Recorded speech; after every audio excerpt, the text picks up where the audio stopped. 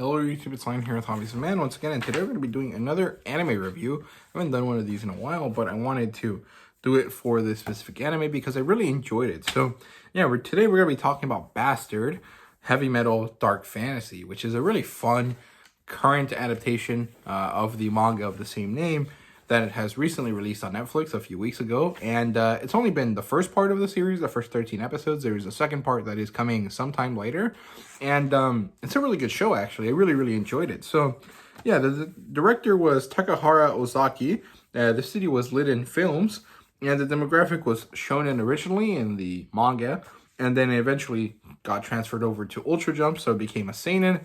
And I can definitely see why. It's very much not in line with modern shonen, and it's a bit raunchy and kind of heavy thematically for, you know, the average teenage boy. So yeah, the genres are dark fantasy, post-apocalyptic, and sword and sorcery.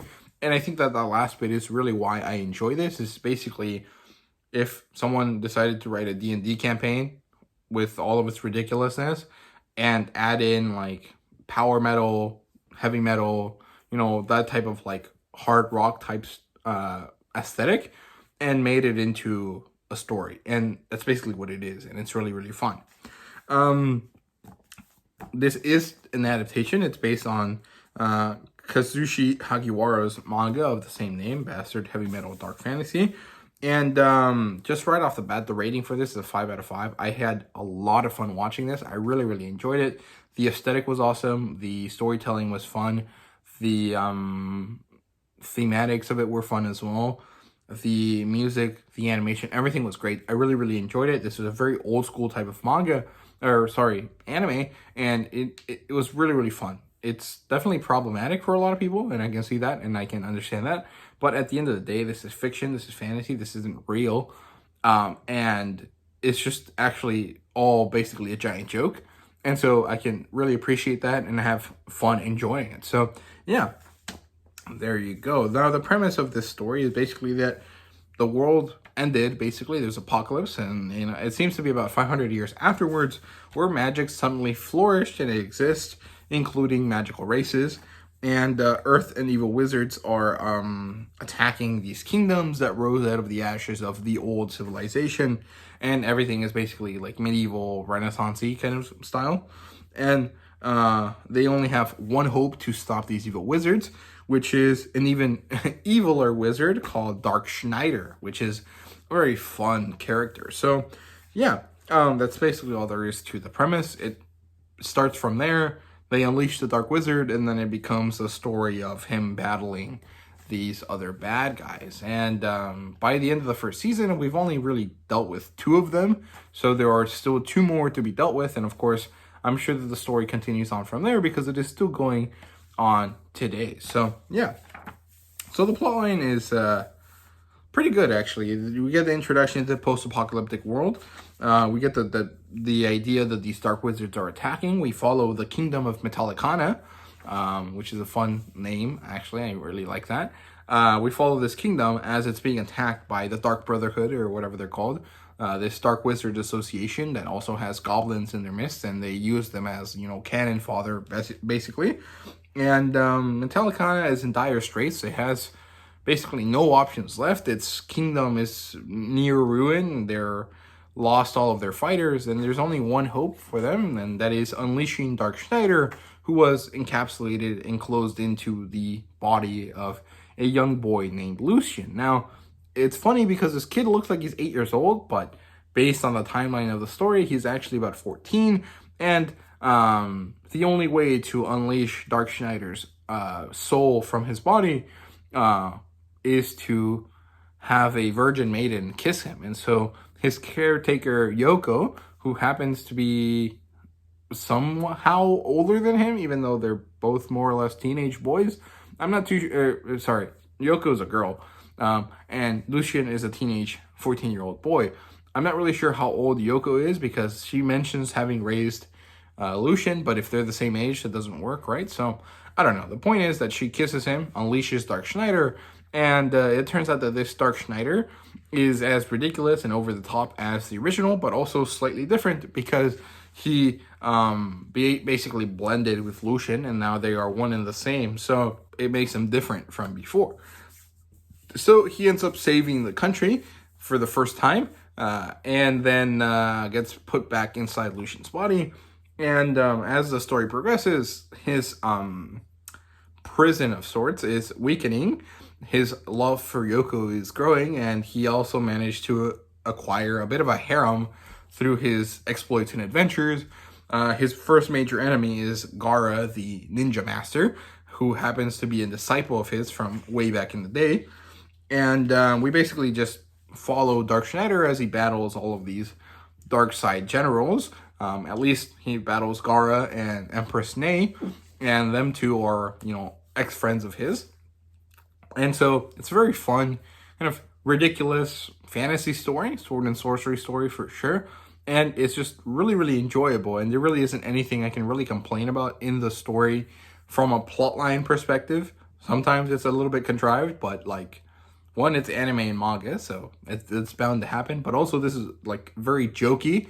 It's doesn't take itself seriously. So of course it's even going to be even more contrived than it already would be, right? So yeah, in terms of characters, we have Lucian / Dark Schneider, same person, different body types, and also kind of different outlooks. Lucian Renlan is a very kind of naive young boy, and Dark Schneider is a very grown-up, basically perverted old man, but he's a young hero, so he's kind of ridiculous like that.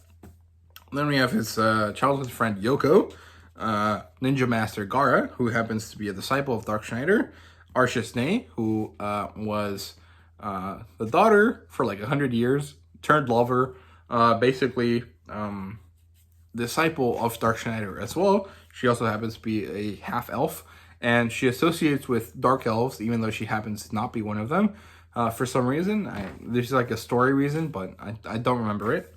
And then Sheila, the princess of Metallicana, who happens to also be kind of romantically involved with Dark Schneider, the same way Yoko and Arceus Nei are. So yeah, then we have the big bad guy, Cal Su, and Abigail, who happens to be a male kind of bad guy looking guy. I don't know what exactly he is, but he kind of looks like Dracula, even though there was already this vampire bad guy that they fought. So I don't know. I don't really get it, but he's there and he's a bad guy, and he happens to be relatively important for the last 3 or 4 episodes of the anime. So yeah, in terms of world building, we have an apocalypse. We have magic that uses these special incantations that basically are stupid word, fake word, and then a what's it called, a band name. So there's one that's called Megadeth. There's one that's called Led Zeppelin or something like that. And there's stuff like that. There's also just kind of generic stuff like Riot and Venom and Damned and Exodus and stuff like that. So it's cool. It's just really fun, really ridiculous magic stuff, but it is just really all-encompassingly very enjoyable.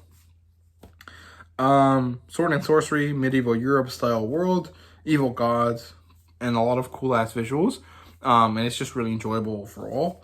In terms of the animation, it's good. I'm not really sure if it's normal, old school animation, or if it's something kind of similar to what Studio Bones does, or if it's CGI, kind of like Ufotable. I'm not really sure. I really couldn't tell you. I don't know too much about animation. It's not really something that interests me all that much, but it definitely has an older style vibe in terms of the character designs, but it basically moves as fluidly as My Hero Academia. So whatever style of animation that is, that's what it is. And it has a lot of great colors, a lot of really solid fluid movement and mobility to the characters. It doesn't really look CGI-esque at all, even though it probably is some element of CGI there. And overall, really, really good animation. The music that they use for it is also really, really good. I don't have a specific, segment for it, but the animation paired with the music works wonders to make it really fun and really enjoyable. The music has this kind of fairy tale, Hiro Mashima fairy tales kind of style. It has a bit of guitar riffs, a little bit of electric guitar, a little bit of metal sounding kind of stuff, while also having this kind of more medieval Europe-esque kind of sound to it that is just you know, so good, like chef's kiss. It is the best type of music there is, and I quite like it. So yeah. And then we get to the fan service bit, which is honestly probably the reason why a lot of people might have issues with the story, is because it is very unabashedly like male oriented, and it's also very much like ridiculous etchy for etchy's sake. A lot of the fan service in this story serves no actual purpose and is unnecessary as hell, but it is part of the charm of the story. It's just ridiculous overall. It's very old school in that sense, you know, 20 plus years ago. And I have no issues with it. At the end of the day, this is fiction. Like I said, this is not real. This is just a stupid story. I have no issues with it personally, but I can understand why a lot of people would actually have issues with it, especially in the more kind of modern times that we have today. I definitely agree with some of their viewpoints, you know, some of these ideas that, you know, maybe we don't need to do this, but also I don't really care enough to complain about it. So at the end of the day, I'm okay with it. So yeah, that's kind of my viewpoint on that. But the fan service is definitely there. You know, there's a lot of boob shots, panty shots, ass shots, you know, anything that you can imagine that is considered fan service. It exists. It's there. You know, there's a lot of groping. There's a lot of, you know, perversions there.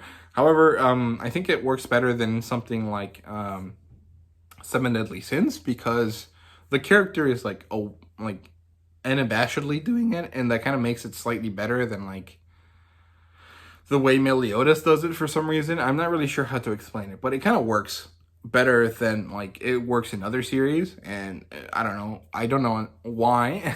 I don't really bother enough to figure out my feelings on it, because it doesn't really matter at the end of the day. But I think that it's less annoying, even if it's a lot more gratuitous, if that makes sense. So yeah, that's it for the fan service. Now, in terms of rating, 5 out of 5. I have no issues with any of it.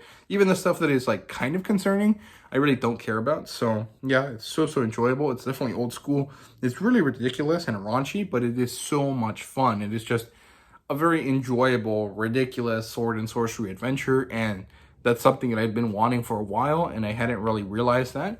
And this just hit the right spot at the right moment, and I really enjoy it. Will I enjoy it, you know, 10 years from now, 3 years from now? Probably not. But right now, it works really good for me. So there you go. That's all there is to it. So yeah, I hope you guys enjoyed the video. If you did, please leave a like, subscribe, and comment down below. Let me know what you thought. And thank you guys very much for watching. See you guys later.